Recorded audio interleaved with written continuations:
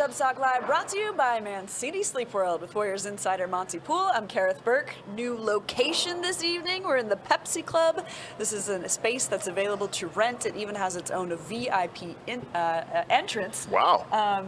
If you're interested, I'm looking right over here at the empanada place. I like to have the beef empanadas on occasion. Yes, they are delicious. So we're bougie tonight. Yeah, we're doing well up here. The Warriors got a blowout win against the Memphis Grizzlies. This is what had to happen tonight against a very depleted Memphis Grizzlies team. The Warriors took care of business with a season-high 43 assists, only 7 turnovers. The Warriors shooting 58% from the field. But Monte, it was a little dicey in that first half. There were 16 lead changes. Yes, the Warriors had a 10-point lead at halftime, but it still felt like, you know, we've seen these Warriors have a lead before. Yes. So they needed a massive third quarter to really make sure this game was out of touch. What stood out to you most about a very big third quarter? Well, the second quarter closed with a 10-0 run that gave them that 10-point lead. It was tied. But to me, the entire temperature of the room changed when Draymond Green and Santi Aldama got into it briefly. The next thing you know, there were people on the court, and there were, Taylor Jenkins took a spill. Gary Payton II took a spill. There was a kerfuffle. Sure. It was pretty mild. Yes, it was mild. Considered. Double tease the offset, but shortly after that, the Warriors decided to wake up. Yeah, well, Draymond started to feel himself too. Exactly. And I think, Draymond was just starting to go into the interview room as I was coming upstairs.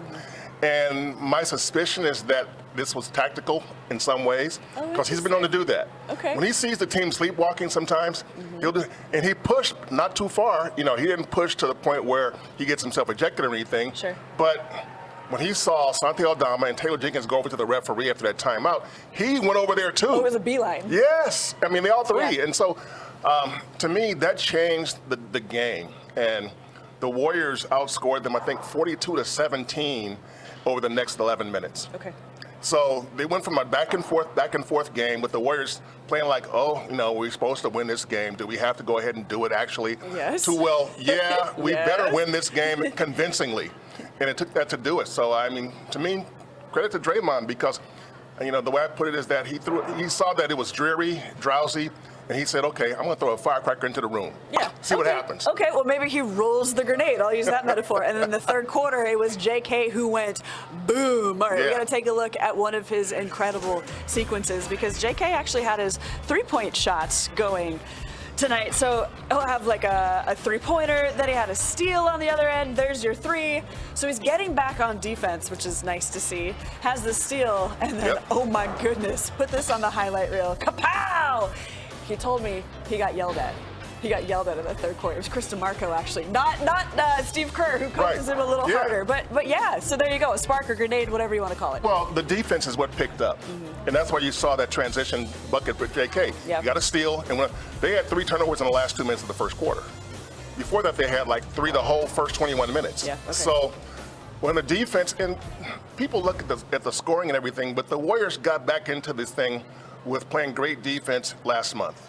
They were 5th in the league in defensive rating last month. This month, they were 19th going into this game.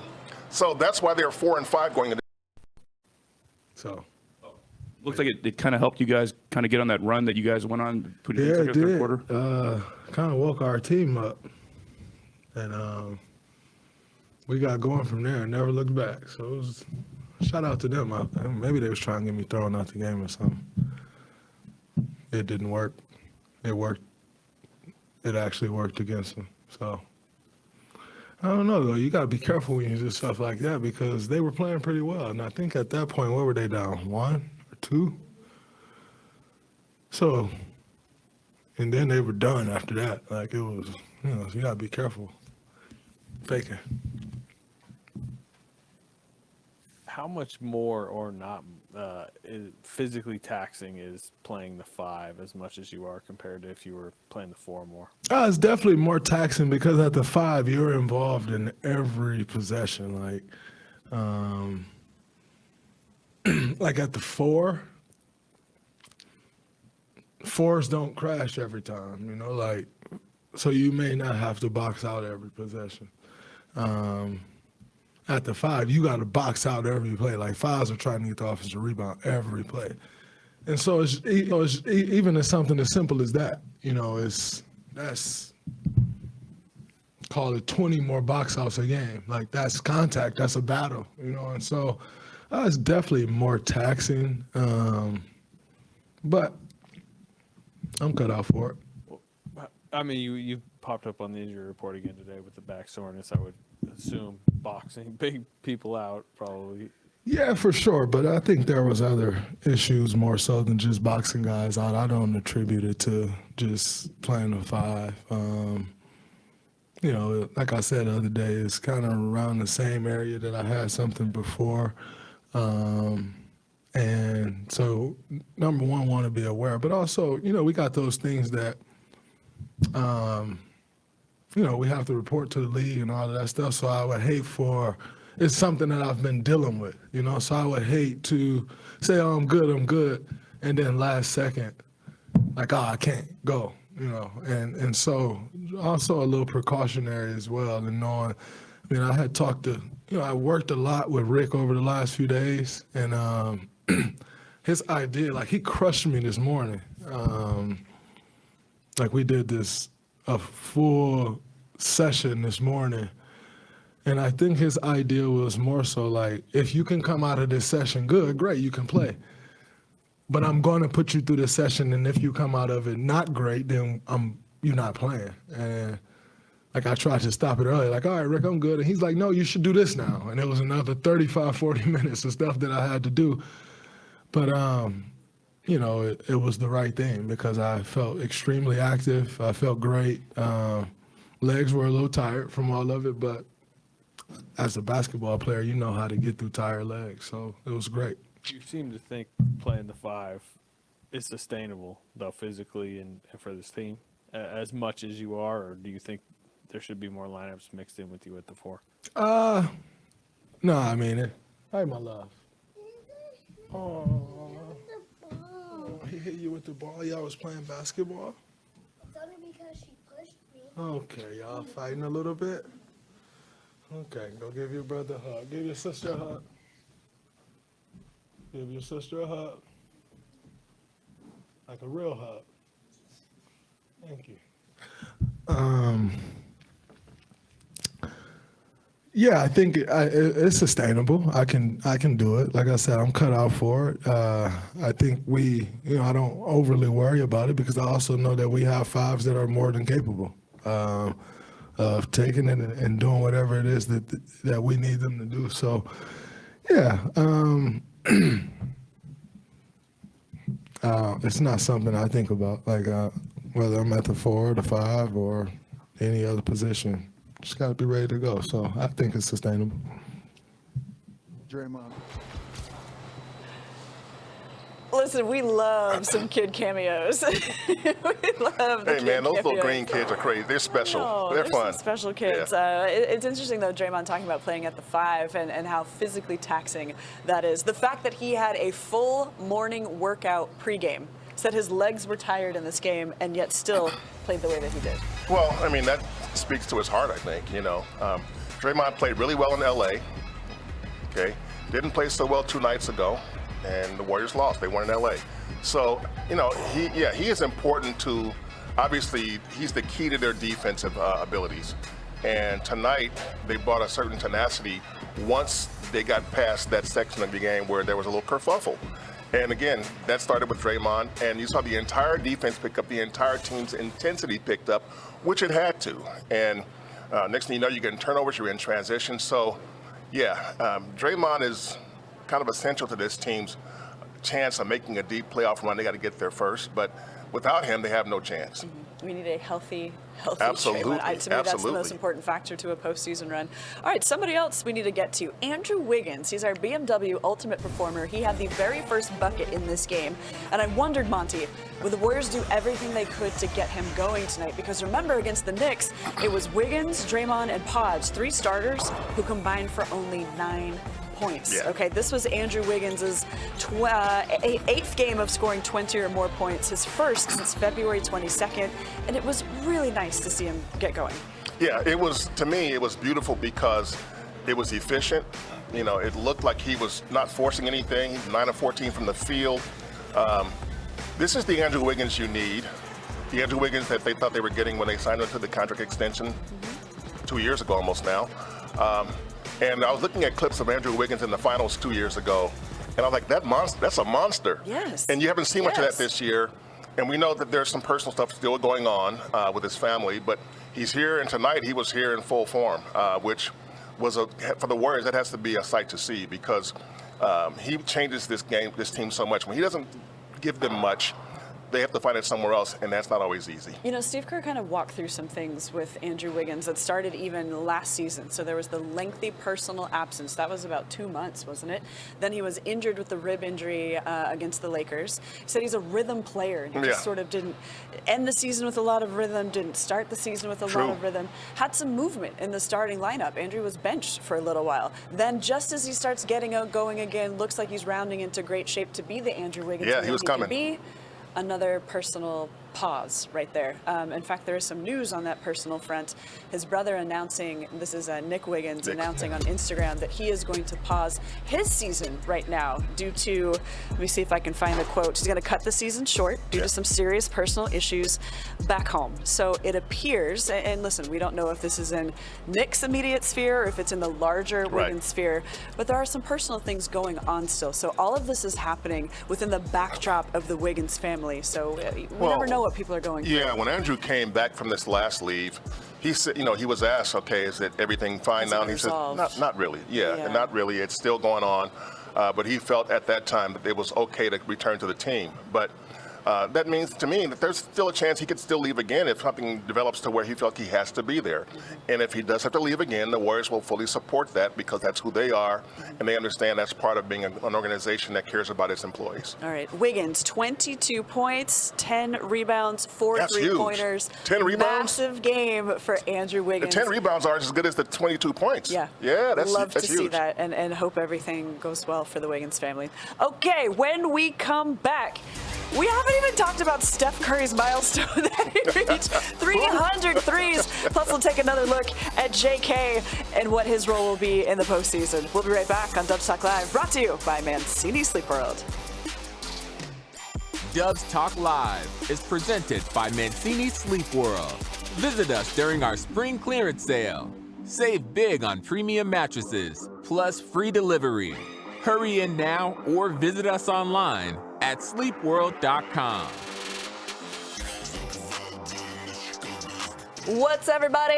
What's up, everybody? I left to listen. Behind the scenes, I'm yawning. I'm forgetting my words. I'm very tired. I got this baby at home, though he is lovely. You've been up since old dark 30. Oh, I live 2 lives. Okay, Eric, Mike, Andus, HR, Mike, I think I said his name, Vince T, what's up? Otis, nice to see everybody there. Lots of positive comments in here for Andrew Wiggins. Thank you very much, you guys. And then Olip is saying, JK got hops. That's right. So I don't know if you guys heard, but coming into this game, Jonathan Kaminga had 122 dunks. That is the season record for a Warrior. The previous one was held by JaVale McGee, and we know that JK is just getting going here. There's still 14 games left. He will have the dunks record for the franchise. But that fits into a larger picture about JK discovering he's pretty unstoppable. He's extremely athletic. He can get to the rim. Draymond always tells him that, and he starts to believe it. So when you watch Jonathan Kaminga on the court, and at those moments when he's in full flight on a transition breakaway, it's like a blur. I mean, he's so quick, and he is so fast off his feet. So it was funny because there was one breakaway tonight where I think G.G. Jackson tried to keep up with him and got dusted. He got dusted.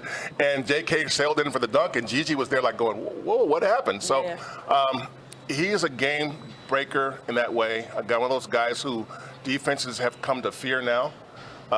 He's had so many 20-point games over the course of the season to where you almost expect it every night. And tonight, he had 26 tonight. So Kaminga is one of those dudes that fans love to watch, and nobody loves him. We'll love to watch him more than the team CEO, Joe Lacob. He loves him some JK, and you see why.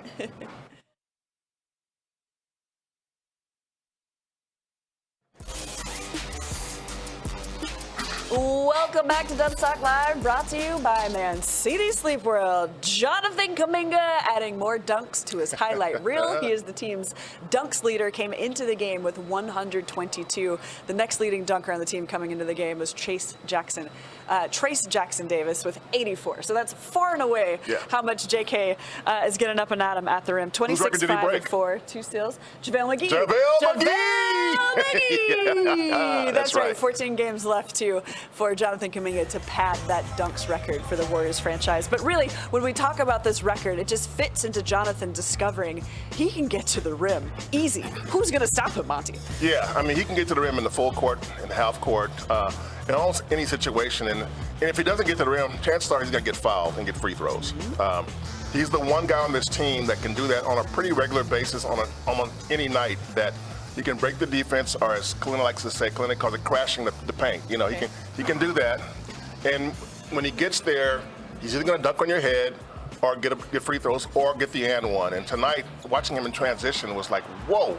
I mean, you can almost feel the wind go through the room when he goes past. So he's a special athlete who is now starting to find he can be a special player. He's on his way to being a star. There was no way in heck that the Warriors were going to trade Jonathan Kuminga. No, well, and we understand why other teams called about him. Yeah. But there was no way. Well, I mean, Jonathan Kuminga has a lot of fans in this franchise, in this organization. Who's the most important I don't one? think anybody is a bigger fan than CEO Joe Lacob. Joe Lacob. And if Joe Lacob is a huge fan of you, chances of you leaving are very, very slim. Very slim. I mean, he still has second thoughts about James Wiseman. You know, so he's like, I'm not letting another one get away. I mean, Kaminga's now at the point where you can see his stardom. Wiseman's still trying. Kaminga's already at the point where you say, okay, you know what, he can be here. He can be an all-star. You're seeing that now, and there's still room for him to grow. He's 21 years old. I would say he's probably at 75 to 80% of his potential. And dude, I mean, if he gets to 90, he's at the all-star level. Yeah. If he gets to 100, and that's MVP that's level. If he gets to that level, that's tough. Yeah, but you can't rule it out because he's so young, and by all accounts, he puts in the work and he wants to be great. Or as he might say, Draymond helped me get here. I don't want to disappoint him. Yeah, there you go. Yeah. Well, and I'm thinking back to Mike Dunleavy saying that JK was as close to untouchable as a player could be when it comes to those trade talks. Steph Curry, of course, untouchable. Absolutely. Steph Curry, 300 threes. He hit his 303 of the season in this game. He's done it 5 times, reaching 300, okay? He had 4 in this game. The only other 2 players in NBA history to do it are Klay Thompson and James Harden, who did it once. Each. Steph has done it once each. Steph has done it 5 times. So I asked CP3 about this. What do you think about that? And he's like, well, Steph's going to do it next year, too. Like his answer was just like immediate. What do you think about Steph reaching this milestone? Well, I thought maybe a few weeks ago that he could get to 400 again. It's within the realm of possibility. He was at that kind of a pace for a while. He was averaging more than 5 a game for a while. It's tapered off in the past few weeks, and then he missed a couple of games. So it's going to be hard to get there now. He'd have to really go at like 7 a game now to get there. And that's a lot to ask. But chances of him leading the NBA in three-point makes this season are pretty good. This is the season after Klay Thompson led the NBA in threes. I don't know, still a massive part of their identity. We need to point out that CP3 had a season-high assists, 14, 0 turnovers in this game, and CP3's impact fitting within the Warriors getting 43 assists in this game with only 7 turnovers. He got 14 assists in 24 minutes. I mean, over 36 minutes, an average game, that's 21 assists. Over 48, which is what Josh Hart played the other night, that's 28 assists. And he had, and no turnovers. So, like Steve Kerr said, there's the reason why they call him the point guard. There you go. And I know Warriors fans have mixed feelings about Chris, and I get that. The history, of course, and will his style of play mesh with the Warriors? And the Warriors' response to that is usually, look, when we get to the playoffs, and they still expect to get there, the game changes. It slows down. There's a lot of half-court action there, and that's where Chris excels. He is really good with the ball in the half court. And there were 3 years ago, the Warriors made it to the play-in tournament. Yeah. And they lost back-to-back games, and they got bounced out. Lakers and And Grizzlies. they lost largely because they had so many turnovers. And the most responsible parties for those turnovers were Stephen Curry and Draymond Green. Mm-hmm. Yes. So Chris Paul, if he's on your team, you won't get those two combining for 12 or 13 turnovers in a game, in a play-in game, which deprives you from a chance to get to the playoffs. So I understand the rationale behind that, and so that's why he's still here, even though there was some thought that he might be traded before the deadline. Yeah. The Warriors always felt like, no, we're going to need him when we get to the postseason. Now they'd have to get there. Okay, postseason, Paul. Hey, let's check on one of the starters, Brandin Podziemski, because quick scan of the box score, 2 points, 1 of 6, 0 for 2. But I had on my note, Pod's quiet, question mark. So, 2 points, but 5 rebounds, 4 assists, 2 steals. What do you think about where Pods is right now, Monte? Yeah, I mean, I think for this lineup that Steve Kerr has out there with Steph, Podziemski, Wiggins, Kaminga, and Draymond, Pods has to score unless you're going to get 50 from Wiggins and Kaminga like you did tonight. Okay. If you're going to get those guys in the high 40s into the 50 area, then Pods can get by with 2 points or 4 points because he's had a lot of single-digit scoring games. Mm-hmm. And if you're going to get that from Wiggins and Kaminga, you can absorb that. Clay's going to come off the bench. He's going to score some. Trace is going to get some buckets.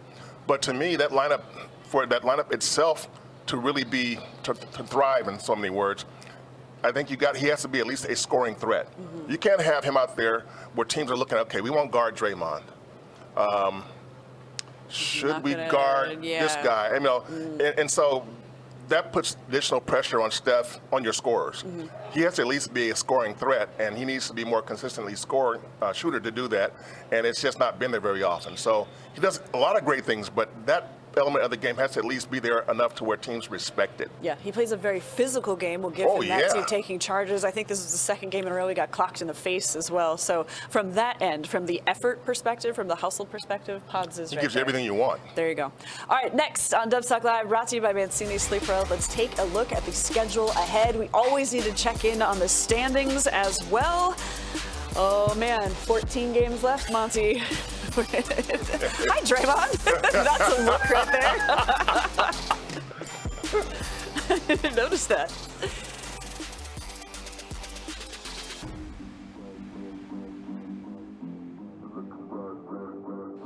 Monty was just asking how many assists did Draymond have tonight. He had 7. So Draymond was on triple-double watch. All right, let's see here. We see some agreement here. Oh, Paula or Olip is saying, I think Pod still has a sore leg. Was he on the injury report with a sore leg? No, he was not on the report, but he had an issue a few games ago. But he's been out there. Yeah. And he's pretty tough. And those Milwaukee guys are tough. And I'm talking about going back to Jordan Poole when he was here. Yeah. I mean, he'd be beat up, but he'd be out there. Yes, and he Loon, would. as we know, what Loon's been through, period, off the court. Yeah. Multiple surgeries on each hip, and what he's dealing with now is neuropathy. Mm-hmm. He's still dealing with that. He's playing through that. So those guys from Milwaukee, hey, they play basketball in 8-degree weather. so that's some built-in toughness right there. Even if they don't look the part, they are tough. And so BP, if he's out there, he may be hurting, but he's out there, and he's going to be out there if he can play. Yeah. Andoz is saying Pods looks like he's running into a bit of the rookie wall. Still does a lot of things to help winning. We learned he does bleed human blood tonight. Yeah, I think he got a busted lip, I think. Yeah, he got clocked pretty good. Yeah. Jake LaRavia gave him a backhand. Wake Forest. And I wonder if that was going to come up with Chris Paul postgame. Because I was like, who is this kid? I had to look him up. He's the kid who clocked BP. Inadvertently, but he got it pretty good. Inadvertently. Alrighty. Katrina says, love Draymond. Draymond was the key tonight. I mean, that little episode there where he, got some things going. The whole room started buzzing after that. Yeah, it did. And the Warriors woke up. They really did. I was happy that Draymond did not get ejected. Right. He didn't go that far. Smart enough. He went just far enough. Yeah.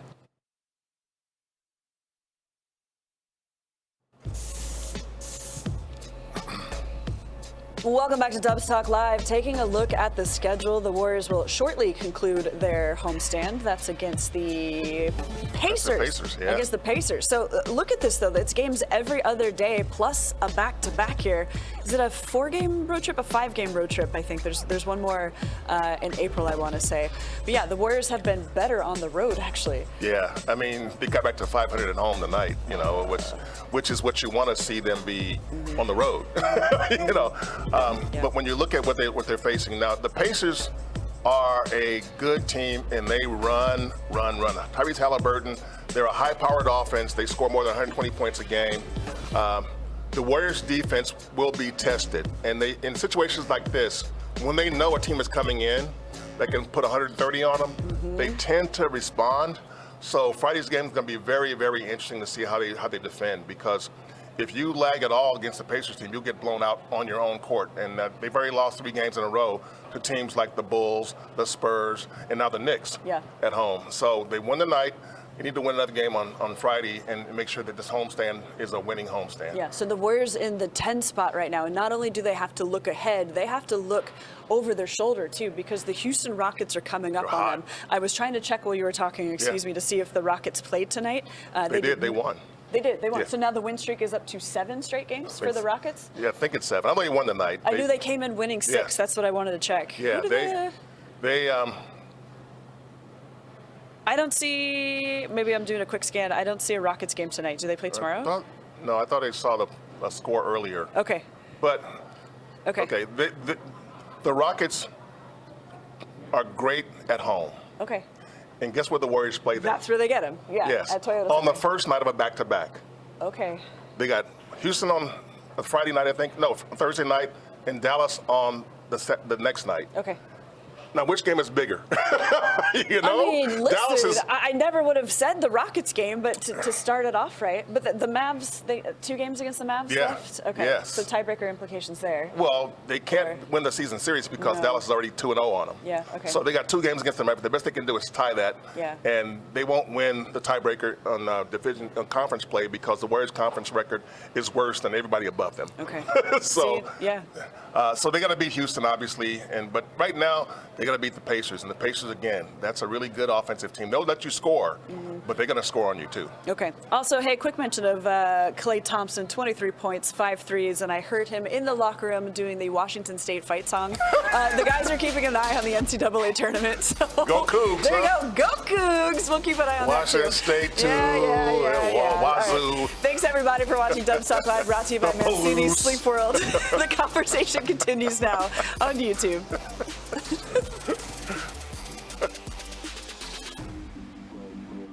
Random mention of the Palouse. The Palouse. I've only been up there once for a football game. It was Martin Stadium. Yeah. Yeah. I just remember, good Lord, these seats are silver. Yeah. Was it against Cal? Yeah. Yeah. Okay. Yeah. There you go. Man, I've not watched a lot of college basketball this Neither have I. season. Neither have I. I've watched, probably the most I've watched is the local teams. Okay. Cal a little bit, Stanford, St. Mary's. Yeah. No, I used to, but we Same here. don't watch a lot of But TV anymore. And you hardly know them too now because the baby. good guys leave so quickly, you know? Yeah. The best college players usually are one and done guys, and you don't get a chance to see a guy develop over 2 or 3 years for the most part. So Yeah. it's not like it used to be when Michael Jordan was in college for 2 or 3 years, and guys were in there for Magic Johnson even a couple of years, you know? So it's different now. Guys are like, I'm no, out. I'm Yeah, out. yeah. One and done. Maybe I'll just go to the G League Ignite. Well, but that's how you get Trace Jackson Davis, who's a 23-year-old rookie, Yes. and like older than, say, a Jonathan Kuminga, who's played for 3 seasons in the league. I mean, it is kind of funny when a rookie is carrying It's so- somebody's bags. He's younger it's so than weird to me how some scouts look at a guy that's like 22 or 23 as old. Yeah. You know, and I'm like, if he can play, he can play. Go back to the postseason when Miami had guys coming off the bench scoring. Their third and Gabe Vincent and Max Strus and these guys coming off the bench scoring. Those guys came into the league. They were already in their mid-20s when they're doing this. So everybody's looking at them. How come the Warriors guys can't do it? Well, the Warriors are drafting kids. Yeah. The Heat are bringing in men. And so the Warriors this year, I mean, Trace Jackson came in at 20. He's 24 now. So you look at Trace, and he's ready to play, and that's why he is playing. Podziemski turned 21 recently, and so, yeah, he's younger, but obviously his head for the game is pretty much where you want to be when you're 23, 24. He's still learning how to play at the physical level of the NBA and survive there, but can already see that he's someone who can play in this league. And sometimes when guys come in at 18, 19, you're not sure for a couple of years. Yeah. Also have a comment. LM says in honor of Jana Pell, go Stanford. Thank you everybody for how much support and kudos you gave us for the women's empowerment broadcast. Really got some great feedback, and thank you for tuning in for that one. That was awesome. Thank you. All right.